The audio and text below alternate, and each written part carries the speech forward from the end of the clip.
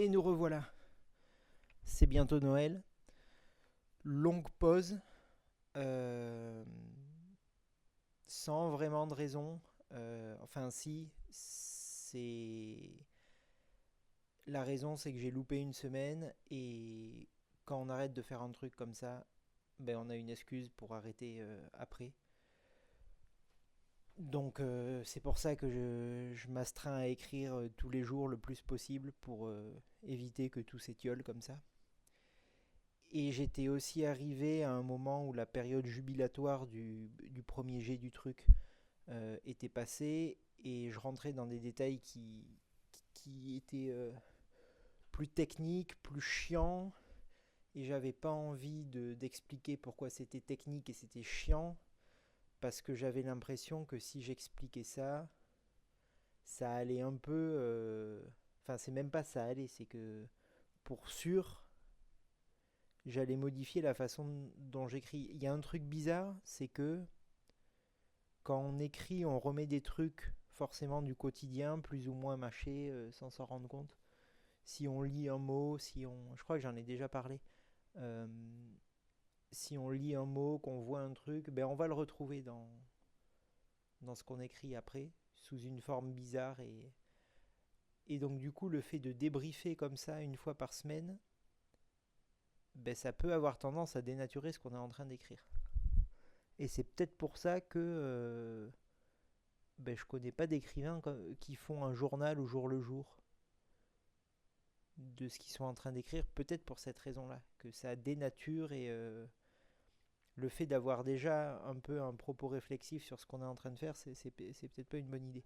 Mais c'est con parce que l'idée de ce journal de bord à une fréquence assez resserrée de l'écriture de roman, je trouvais ça hyper intéressant de voir quand ça se passait bien, ce qui était facile à faire, ce qui était dur, les questions qu'on se posait, etc. Mais le truc, c'est que parler de ça sans parler vraiment en détail de, de l'écriture de l'histoire, des personnages, pour pas que ça dénature au moment de l'écriture, je sais pas si c'est compréhensible ou si c'est intéressant. Peut-être ce qu'il faudrait faire, c'est en fait faire un projet plus court, justement dans ce but-là de partager sur un truc plus tenu, euh, comment ça se construit. Alors une nouvelle, enfin, c'est tellement technique que ce serait compliqué aussi, mais peut-être que si on se met en tête que ça servirait à ça, comme support de ces vidéos-là pour expliquer. Bon, enfin en tout cas, il faut que je sois meilleur à la prise de parole et tout avant de pouvoir faire ça parce que j'ai regardé juste des petits bouts des vidéos précédentes et c'est le bordel.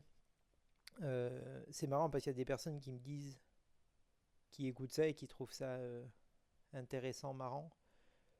Pour le moment, j'assume à 80, 70-80%. Je sens que c'est encore vraiment pas exactement ce que je veux faire.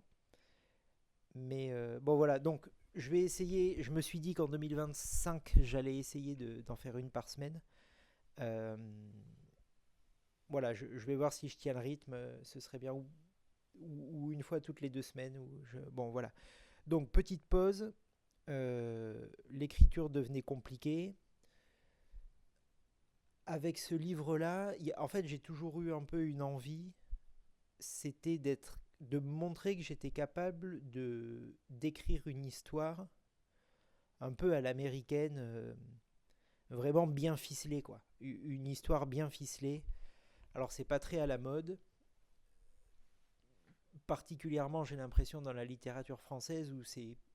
Et j'adore aussi, mais c'est plus éthéré, c'est. Voilà. Mais je suis quand même hyper sensible au scénario des films des années 90 qui étaient faits. Voilà, ça fonctionne quoi. Ça fonctionne, ça roule. C'est un vrai artisanat de ce truc-là. Et j'avais envie de me prouver que j'étais capable de faire ça. Pour peut-être après le déconstruire, mais pour pouvoir déconstruire ça, il faut être bien sûr d'avoir compris comment ça se construit.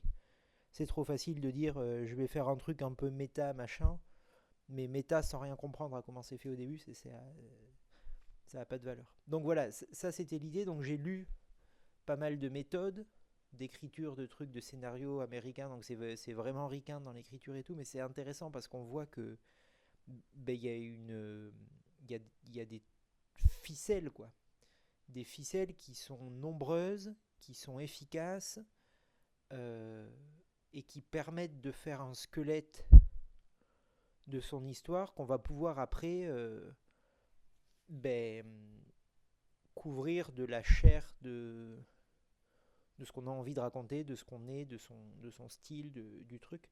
Donc du coup, là, on, ne serait-ce que pour écrire un personnage, on peut vite passer une journée de 5 heures d'écriture à réfléchir à ok, quel est son désir conscient à ce personnage, quel est son besoin inconscient. L'écart des deux, c'est le moteur qui le fait avancer. Donc ça peut paraître un peu des conneries et des trucs de perte de temps, mais en fait, tout ce travail-là un peu à côté, une fois qu'on l'a fait, ben, pour faire bouger notre histoire, c'est quand même beaucoup plus facile. Donc ça vaut le coup, j'ai appris plein de trucs. Quand je vais au ciné, je reconnais des choses en fait. Donc c'est toujours pareil. Beaucoup peut-être de réalisateurs font ça au hasard, mais il se trouve qu'ils retombent vraiment les deux pieds sur la méthode. Donc il n'y a pas voilà, c'est bien de la connaître, c'est bien de la maîtriser et pas chercher la perfection, mais chercher l'excellence dans ce truc-là, quoi, d'être excellent dans le fait de raconter des histoires. Et après vient, enfin pas après, mais en même temps vient l'habillage avec les mots, les trucs. Euh, donc voilà, des difficultés, il y avait ça sur la structure de l'histoire. Donc bon, ça avance. Euh, ça avance. Donc là, par exemple, je suis bloqué sur qu'est-ce que je peux dire et qu'est-ce que je peux pas dire par rapport au fait d'enlever l'éclat de. Si j'en parle, ça aura plus de sens, ça aura moins de sens de l'écrire après en fait. Donc c'est compliqué ces vidéos pour ça. Bon, voilà, donc des difficultés de, on va dire d'architecture. Il y a aussi des difficultés de ton, c'est-à-dire qu'on peut raconter un truc de un milliard de manières différentes. Et en fait, il faut faire un choix. Ce choix-là, il se fait souvent un peu inconsciemment lors du premier jet. Donc il faut être dans des dispositions un peu optimales. Et en fait, ça arrive jamais parce qu'on a toujours des merdes à faire, des trucs dans la journée qui. Voilà. Donc tout ça, ça embrouille. Euh, je crois que c'est Julien Gracq qui dit dans son bouquin, dans un de ses bouquins, euh, euh, en lisant, en écrivant, que il y a énormément de trucs qui se mettent en place dans un livre, dans genre la première page. Tous les choix qu'on fait là, c'est des choix qu'on va devoir tenir jusqu'au bout. Et du coup, c'est affolant parce que il y a les trucs de point de vue, il y a les trucs de,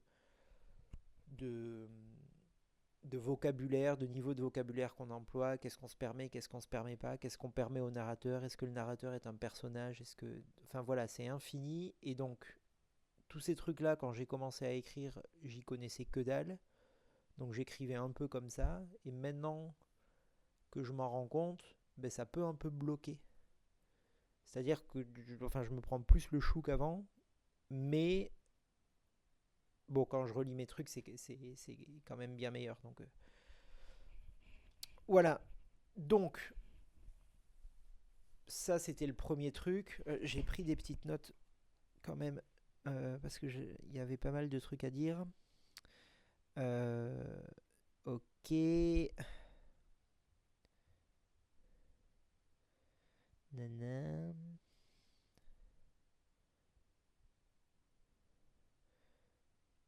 Ouais, donc, pour finir sur ça, il y a une idée quand même qui permet de simplifier.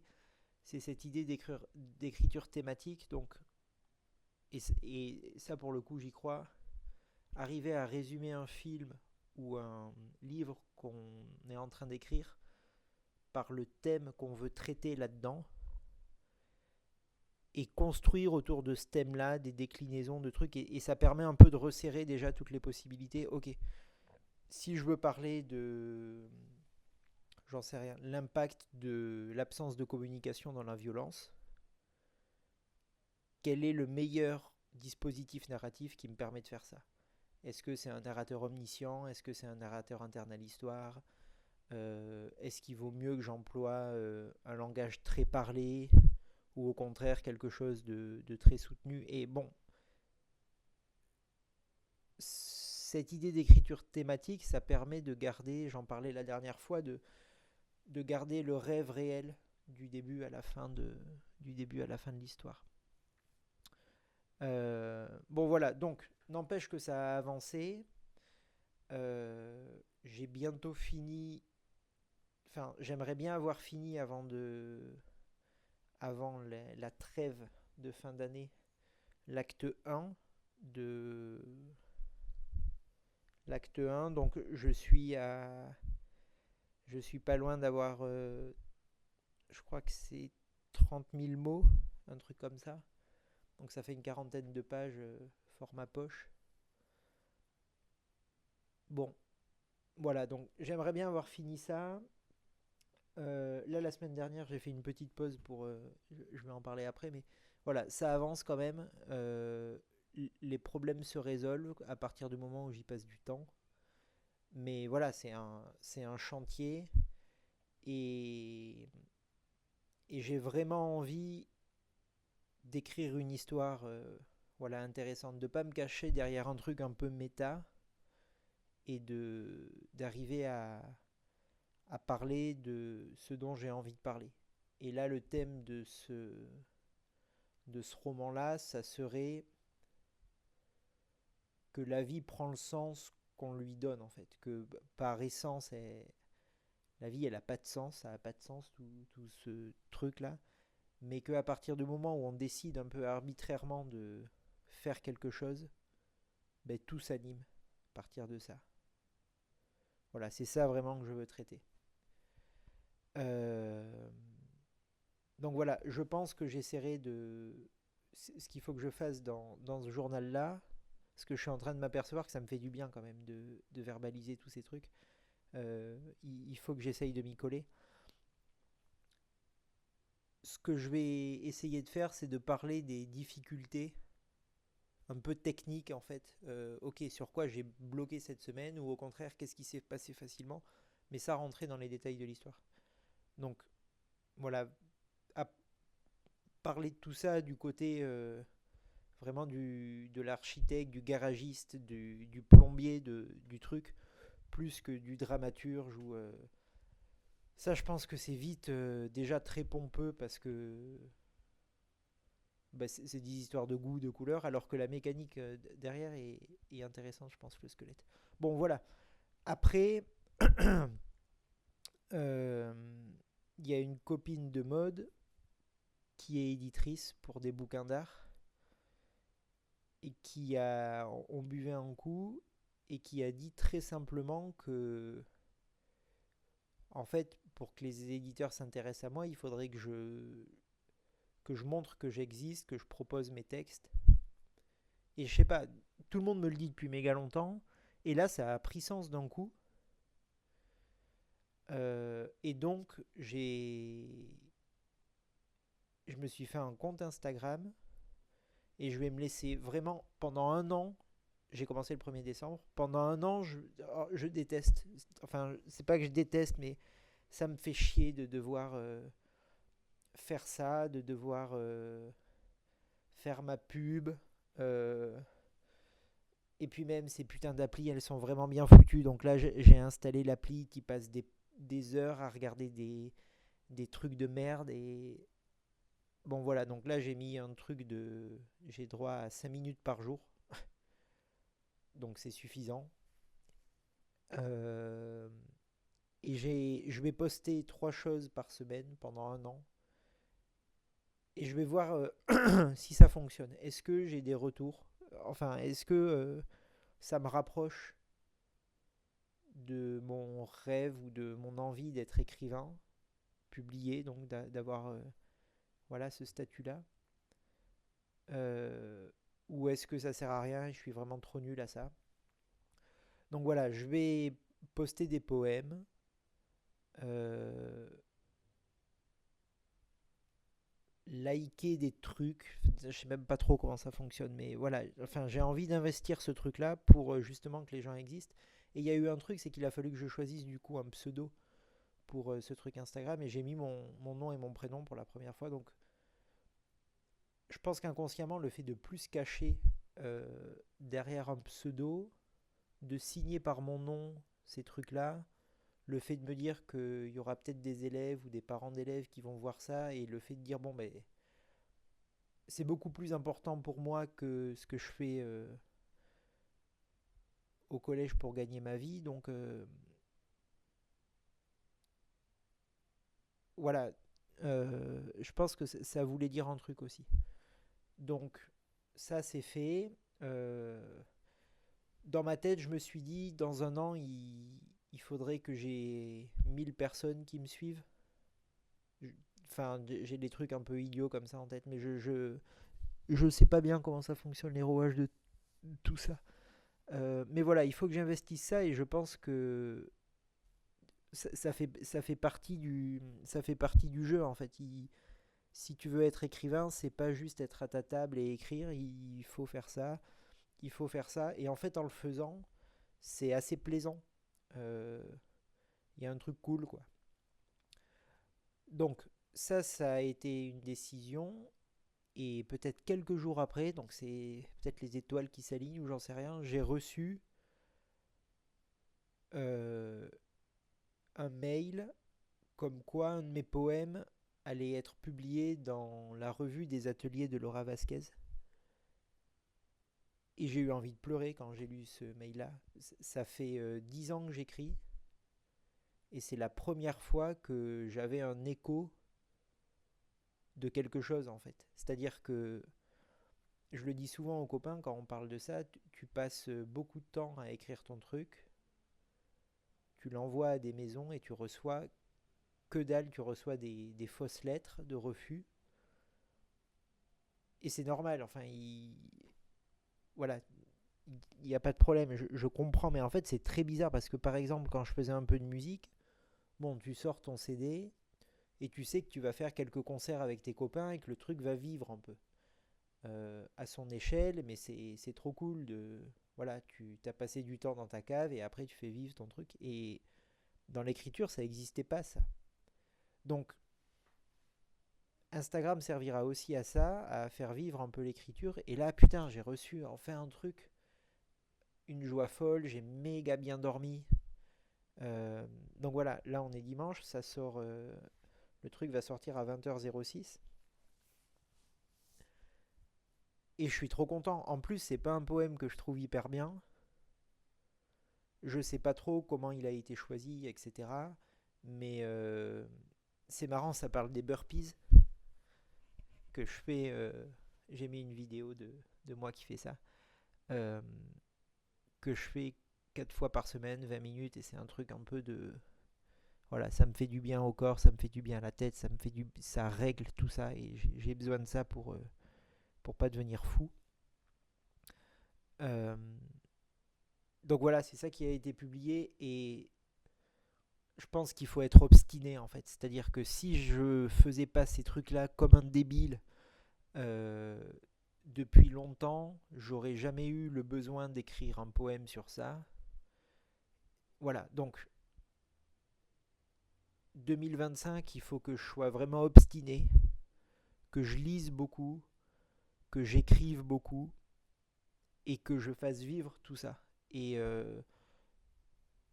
voilà, Mode me le dit, je vais va parler à des gens, etc. Donc ça, c'est encore plus compliqué parce que je suis pas très bon à, à parler de trucs comme ça et en plus,